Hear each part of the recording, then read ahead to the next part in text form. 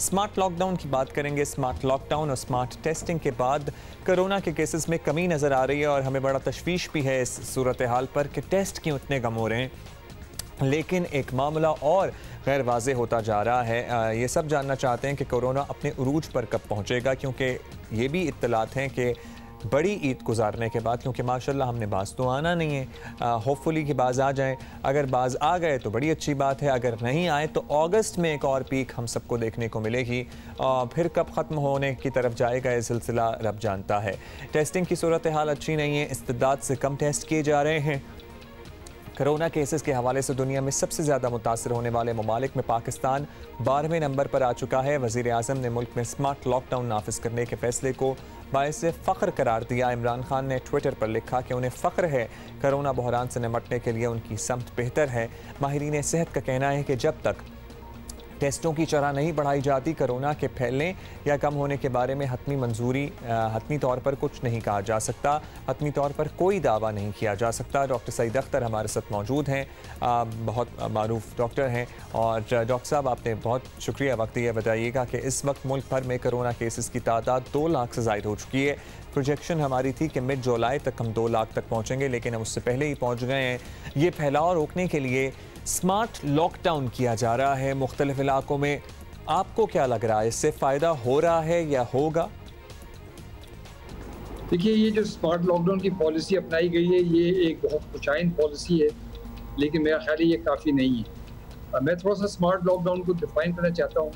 Smart lockdown जो है वो डेटा बेस्ड होता है और डेटा जो है वो रैंडम सैम्पलिंग से जनरेट होता है। अभी जिसको ये स्मार्ट लॉकडाउन कह रहे हैं, इवन तो ये एक अच्छी बात है, लेकिन ये काफ़ी नहीं है। इसको मैं टारगेटेड लॉकडाउन कहता हूँ कि जहाँ उन्हें पॉकेट्स ऑफ बीमार लोगों की मिली तो उन्होंने वहाँ पे लॉकडाउन कर दिया, तो बहुत अच्छी बात है। लेकिन एक्चुअल स्मार्ट लॉकडाउन डेटा के बेस पे होता है। उसमें ये होता है कि आप हर घर में जाके हर 10वें घर 6ठे घर वो बायोस्टैटिस्टिशियन बताते हैं कि कितना बड़ा सैंपल साइज चाहिए आपको। जो हमारा अंदाज़ा है कि तकरीबन 2 लाख लोगों का सैंपल होना चाहिए।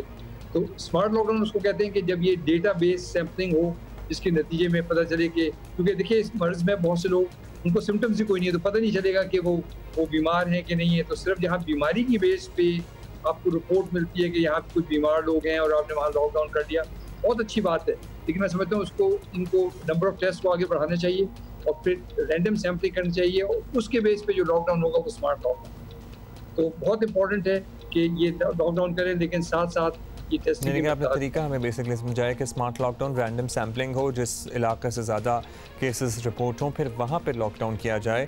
This is the right way to do it. Doctor साहब, लॉकडाउन के साथ साथ होना तो ये भी चाहिए था कि भरपूर टेस्टिंग होती, इसकी हम अभी भी बात कर रहे थे, लेकिन टेस्टिंग हर रोज़ ऐसा लग रहा है कम होती जा रही है। 30,000 हो रही थी, फिर 26,000, फिर 24,000, 21,000। शायद इसीलिए क्या केसेस भी कम रिपोर्ट हो रहे हैं या लोगों ने बस टेस्ट कराने छोड़ दिए हैं, उन्हें पता है कि अब उन्हें हो गया है तो वो खुद क्वारंटीन हो गए हैं। ये सब सामने रखते हुए आपके ख्याल में पाकिस्तान में कोरोना का पीक गुजर गया है क्या? क्योंकि अगर कम केसेस रिपोर्ट हो रहे हैं तो ये सवाल बड़ा जेन्युइन है कि are we over the peak now?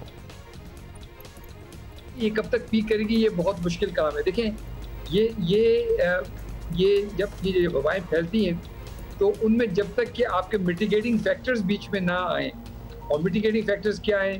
Lockdown हो गया, स्मार्ट टेस्टिंग हो गई, लोगों को क्वारंटाइन करना हो गया, प्रॉपर हॉस्पिटलाइजेशन हो गई, ऑक्सीजन बेड्स हो गए। तो ये बहुत सारे, ये जितनी भी कैलकुलेशंस हैं, ये बहुत हाइपोथेटिकल कैलकुलेशंस हैं। आप देखेंगे कि लोग कहाँ, जैसे Pakistan institute of developed economics ने जो एक सीयर स्टडी की या सीयर प्रोजेक्शन की SEIR, उसमें उन्होंने कहा कि 15 लाख लोग होंगे एंड ऑफ जुलाई। गवर्नमेंट ने कहा कि 10 से 12 लाख लोग होंगे। तो ये कहना कि ये कब तक ख़त्म हो जाएगा, ये बहुत मुश्किल काम है।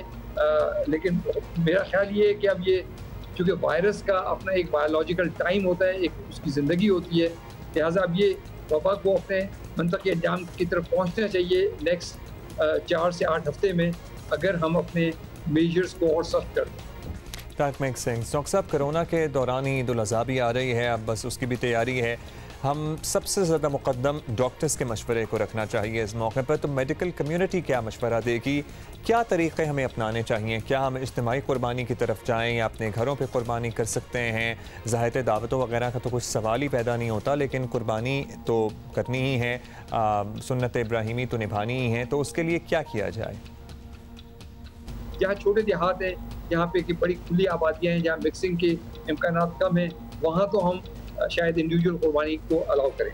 लेकिन जो बड़े शहरों में जहाँ पे खचाखच मार्केट में भरी होती हैं, SOPs को कोई फॉलो नहीं करता, हम वहाँ पे ईद की इंडिविजुअल कुर्बानी पे टोटल पाबंदी लगाएं और हम बड़े अदारों को अपने स्कॉलर्स, इस्लामिक स्कॉलर्स की, इस्लामिक प्रिंसिपल्स की गाइडेंस में साथ लेके एक इज्तिमाई कुर्बानी की तैयारी करें। और वो तैयारी हमें आज से करनी पड़ेगी ताकि हम 30 दिन के बाद जब वो चीज़ आए तो स्मूथली एग्जीक्यूट हो जाए, जिसमें हम डिफरेंट ऑर्गेनाइजेशंस जैसे ईदी हो गई, खिदमत foundation, अखुवत, Chhipa, सेलानी, Indus hospital, Shaukat Khanam, ये सारे जो ऑर्गेनाइजेशंस काम करते रहे, ये अपना काम करें और आज से तैयारी करें कि ये किस तरह से, तो उसके कई फ़ायदे होंगे। नंबर एक, ये ऑर्गेनाइजेशन उनकी खालों को इस्तेमाल कर सकती हैं, जो कि उनके अच्छे काम में आगे मददगार साबित होगा। दूसरा, गोश्त ये लोग स्टोर कर सकते हैं, जिसको कि हम आने वाले दिनों में गरीबों में डिस्ट्रीब्यूट कर सकते हैं गवर्नमेंट की मदद से, और ये चीज़ गवर्नमेंट की स्पॉन्सरशिप के बगैर पॉसिबल नहीं होगी। तीसरा, हम अपने जो एक्सपेट्रियट पाकिस्तानी हैं उन सबसे कहें कि इस दफ़ा अपनी कुर्बानी बाहर ना करें, पाकिस्तान में अपने डॉलर्स वगैरह भेज दें ताकि वो डॉलर्स हम यहाँ पे इस्तेमाल भी कर सकें और उस कुर्बानी को गरीब को खाना खिलाने के लिए इस्तेमाल किया जा सके। बहुत शुक्रिया डॉक्टर सईद अख्तर, आपने हमें बहुत ही मुफीद मशवरे दिए हैं। और क्लियर कट एक मशवरा तो ये है कि जो बड़े शहर हैं एज़ इन लाहौर, कराची, इस्लामाबाद, पेशावर, फैसलाबाद, कोयटा वगैरह हो गए हैं, यहाँ पर तो इज्तिमाई कुर्बानी को ही प्रेफर किया जाए। और इज्तिमाई कुर्बानी वो नहीं जहाँ पे गली में अगर कुर्बानी हो रही हो या मस्जिद के अहाते के बाहर अगर कुर्बानी हो रही हो तो 50 या 100 लोग उसको देखने के लिए खड़े हुए हों, वो वाली नहीं। ऑर्गेनाइजेशंस जो प्रॉपरली कुर्बानी करती हैं वहाँ पे आप अपने हिस्से डालें, गोश्त लेना चाहते हैं लें, नहीं तो आप उन्हीं को डोनेट कर दें, गरीबों में बाद में वो तकसीम कर सकती हैं। So these are the things that should be adopted. जो गांव वगैरह हैं, जो खुले इलाके हैं, वहाँ पर आप अपने घर में कुर्बानी करना चाहें ज़रूर करें, इसमें कोई कदर नहीं लगनी चाहिए। लेकिन बड़े शहरों में जहाँ आबादी बहुत ज़्यादा है वहाँ पर इंडिविजुअल हर घर में कुर्बानी के तरीक़ाकार को ज़रा बदलना होगा इस वबा को मद्देनज़र रखते हुए।